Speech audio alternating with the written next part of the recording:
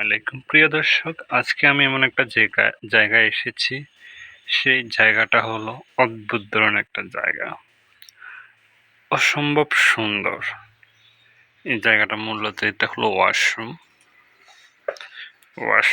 ওয়াশরুমটা দেখুন, এটা ওয়াশরুম।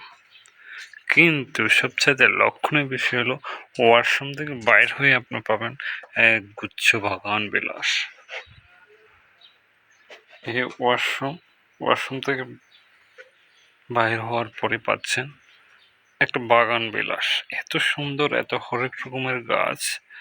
আপনারা যারা বাগান বিলাসী, বাগান প্রেমিক, তারা আশ্চর্য হয়ে যাবে। দেখুন, হরেক রকমের কালেকশন। এরকম কিন্তু কোনো নার্সারি না, এটা যে কোনো একটা মানুষ, যে কোনো একটা বাগান প্রেমিক, যে কোনো একটা বৃক্ষ প্রেমিক, তার আবেগ। দেখুন কি সুন্দর সুন্দর গাছ, কি সুন্দর সুন্দর কালেকশন। এখানে